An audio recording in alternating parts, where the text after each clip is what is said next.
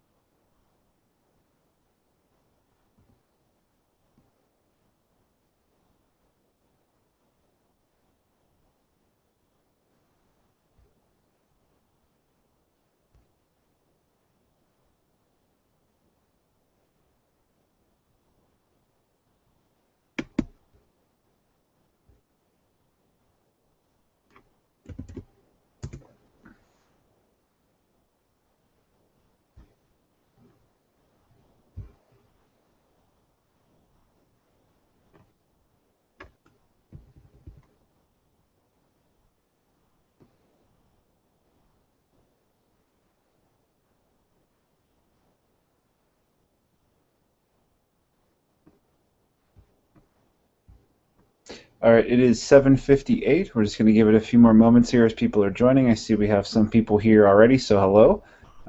So I'm just alt tabbing and kind of waiting for people to get into the Hangout.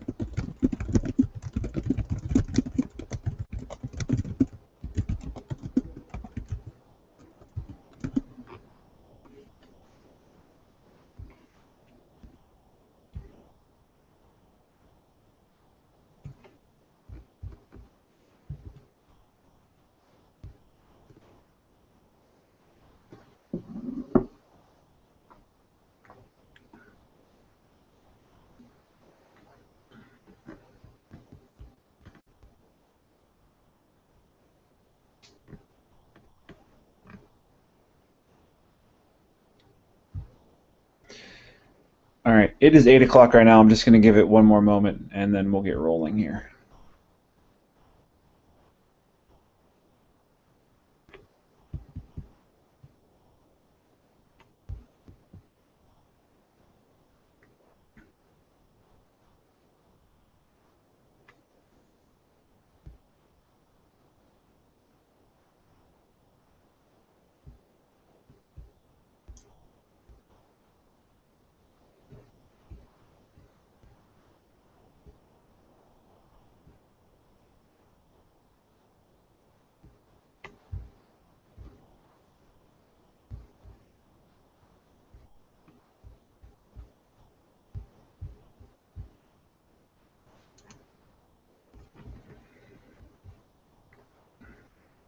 Alrighty, it is 8:01, so let's get started.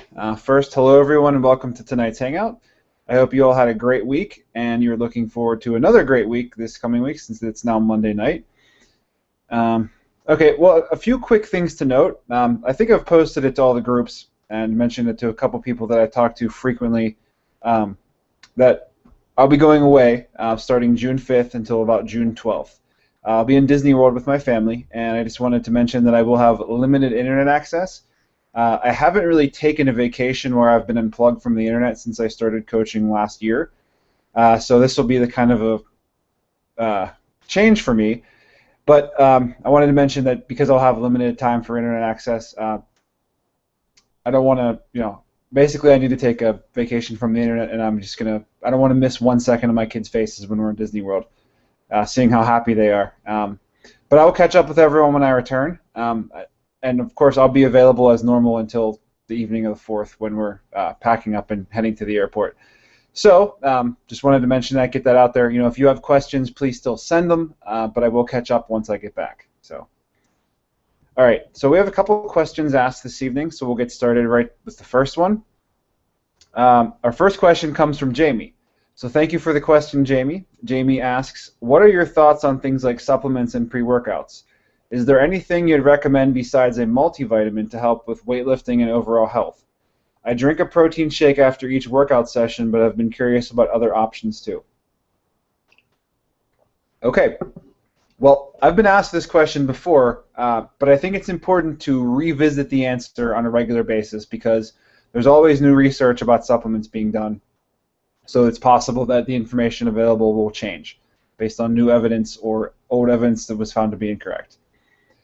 In general, I'm not a big fan of a lot of supplements, and especially pre-workout mixes. One of the primary reasons for that is in the U.S., the supplement industry is entirely unregulated, so who knows what you're really getting into unless you really trust that manufacturer. And there are a couple manufacturers that I would pretty much trust.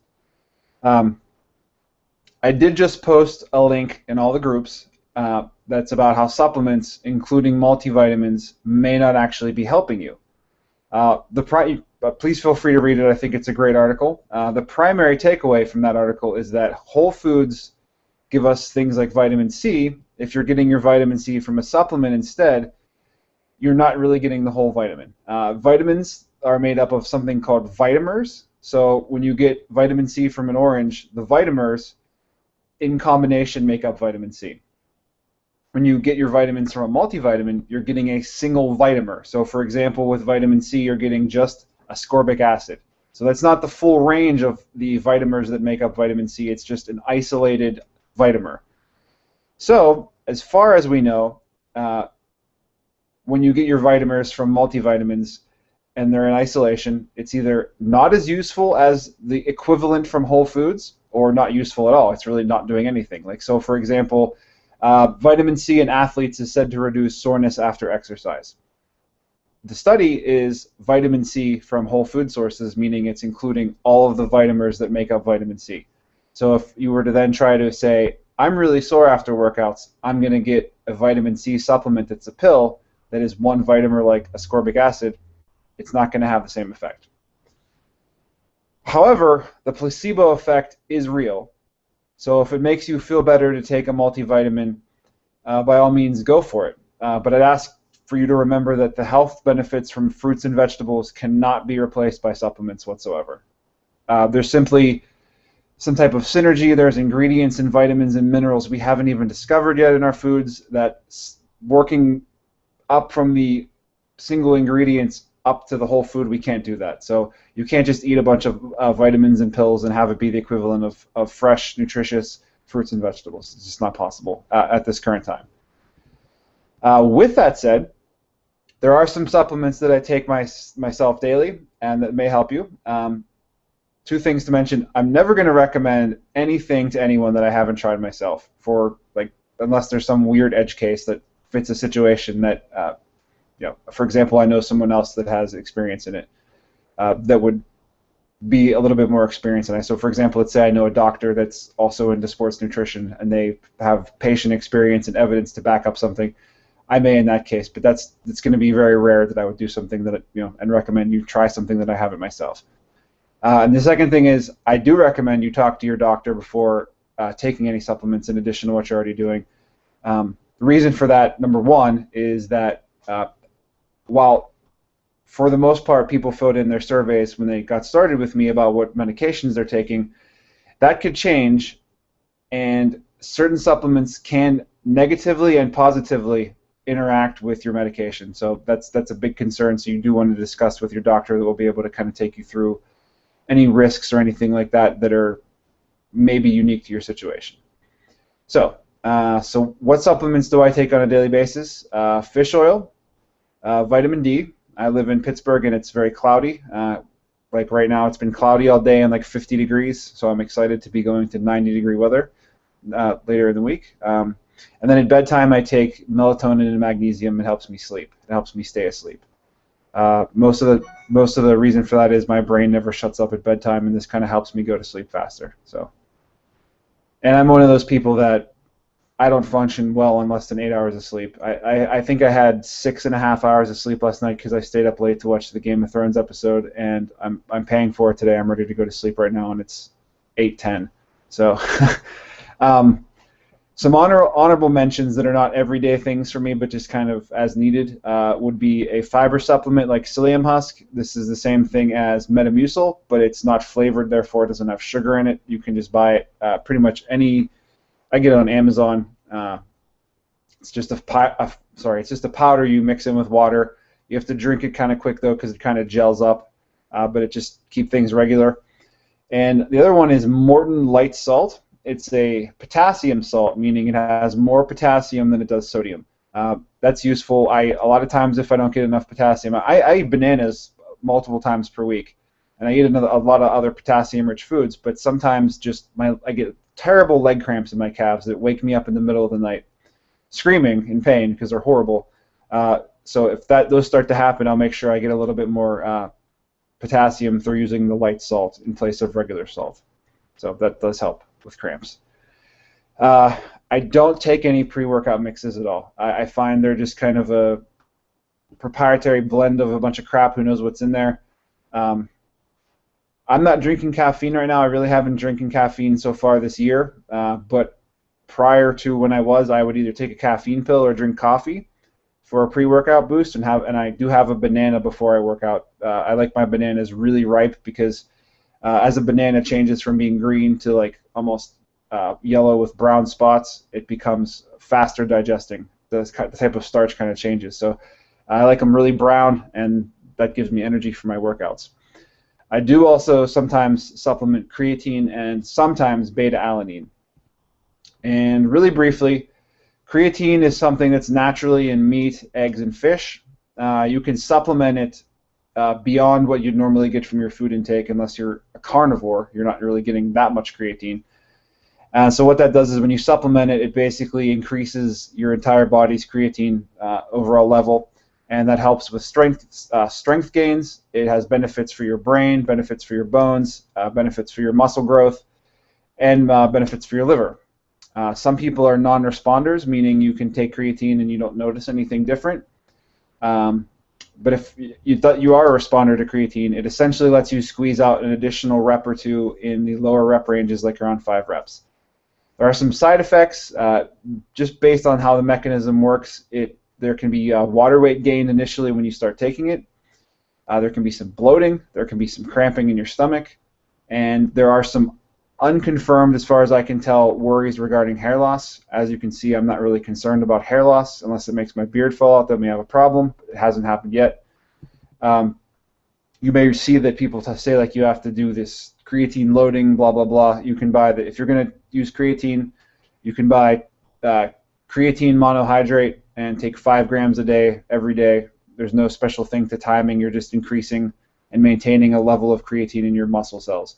Essentially what it does is the energy system you use for working out, if you notice, you'll get so tired after so many reps and you can't go anymore. And then if you wait a minute or two, you can again do that level. That's that system. It's called ATP. It's like the energy system from your muscles. It recharges in like a minute or two, and creatine helps that energy system to be a little bit more efficient. That's, in a nutshell, what it does. The other one I mentioned is beta-alanine. excuse me, beta-alanine is similar to creatine in that it's naturally occurring, and it can aid in sports performance also. So I mentioned that creatine can help you with some of the lower rep ranges. Beta-alanine is more of an endurance-related assistance, so it helps in the 8 to 15 rep range. So that can also improve cardio performance, like endurance-based, like rowing or sprinting. The only real side effects are, at normal doses, are some slight tingling in your extremities, meaning like it might feel like your hands are falling asleep. That's normal. It's just part of the mechanism of how it works. And my understanding of these substances is that as long as you're getting it from a certified manufacturer, like Optimum Nutrition has these products certified for athletes, that, you know, I mention these as performance enhancing, but they're entirely legal, including legal in drug tested, you know, like NCAA, college football, that type of stuff. They're not like illegal drugs or steroids or anything. These are just naturally occurring amino acids that exist in our food supply. And it's just that, you know, due to changes in the modern diet, we may not be getting them in optimal amounts for human performance, so you can kind of add them in through supplements. So I'm not specifically recommending these, but they are shown to have demonstrated effects, and creatine is one of the most studied substances on the planet as far as sports nutrition. There are more studies about creatine than pretty much anything else. So both of these things, if you're going to have them, they're generally just mixed into water. Most people take beta-alanine before the workouts because they might like the tingling sensation, but doesn't have to be. I take my creatine after my workouts. There are some newer studies that show that caffeine kind of messes with the way it works. I'm not taking caffeine right now at all, including no coffee in the mornings, but it's kind of a habit. I'm just used to taking it afterwards. So, but if you were going to drink some coffee or have a caffeine pill before your workout, you probably want to have your creatine afterwards. So if there are supplements other than what I've mentioned and you're curious about them, I'd highly recommend you looking at examine.com. It is essentially the go-to professional resource regarding evidence-based health and exercise supplementation. There are maybe a couple things that aren't in there, but pretty much any supplement you'll find in there, you'll see what the research says. And not only that, they've kind of laid out most supplements in like a human effect matrix that shows like, okay, this many studies show positive results resulting in this, and that effect is actually like a monumental effect, or it's like all the studies confirm this and this happens, but the effect is so minuscule that it's not worth your time or effort or money even looking it into. But you know, people like Dr. Oz would see that there was a positive effect from studies and build a marketing campaign around it saying, oh, this will change your life and you'll lose 50 pounds overnight. But in reality, it's just some minor change that's barely registerable, so it's not really worth anyone's money. So, but again, that's examine.com. I highly recommend it as a go-to resource regarding supplements. All right. Our next question comes from April. Thank you for the question, April. April asks, do you have any recommendation for how much water we should drink versus our body weight, etc.? Yes, that is a great question. There is a great calculator out there, and I'm actually going to paste the link in the group chat. If anyone's watching right now, you can click on the chat icon. It looks like a blue chat box. That's the link right there, but I'll spell it out. If you go on Google and search for About Water Calculator, it should be a link to about.com, and it's the water calculator. I only recently found this, maybe in the past couple months, and I'm a big fan of this one because it takes account into a few things like your weight, how many minutes you're exercising, your altitude, the dryness of your climate, how much alcohol you plan on drinking, what the weather's like, current health issues like do you have a fever, anything that could dehydrate you.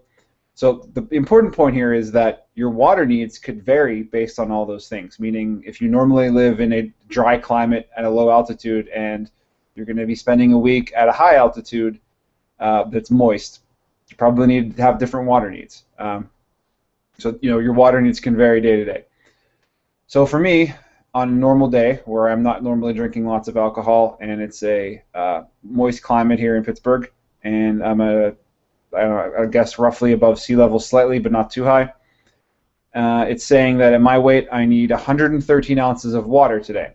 However, this is important because this is the most important thing about this calculator, and the reason why I like it is, and this is the one thing that most other sites or calculators don't talk about, and this is why some people seem to overdo the water, is that 20% of your water comes from your food when you eat a balanced diet with vegetables and fruit. So I do. That means I only need 90 ounces of water. And that also means that if I have 90 ounces of water, that's kind of like my balance level for water, and it means I'm not going to be up at night peeing 3 or 4 times. So if I probably drink the 120 plus ounces of water, probably have to pee a bunch, and there's no need to be peeing every 5 minutes. So I say that because that used to be me. I used to overdo it on the water, you know, kind of like when you first get into fitness and you build that positive feedback loop, you're all gung-ho about, I'm going to do all the things as best as I can, and that means overdoing it sometimes. So this calculator is incredibly useful, so it's definitely worth checking out. Like I said, I did link it in the chat.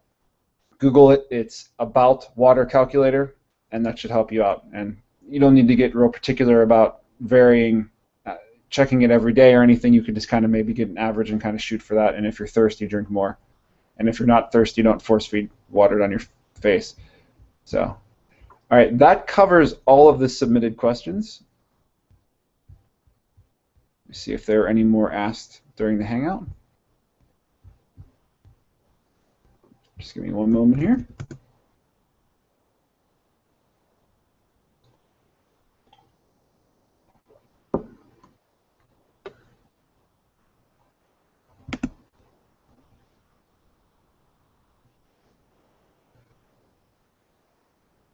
All right.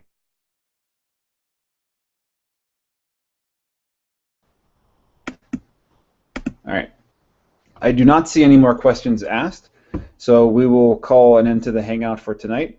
If you come up with a question that you just thought up after the Hangout, please ask it, and you can tell me if it can wait till the next Hangout, or if you need me to answer it now, I'll be more than happy to do that. So everyone have a great night, and I will talk to you soon. Good night.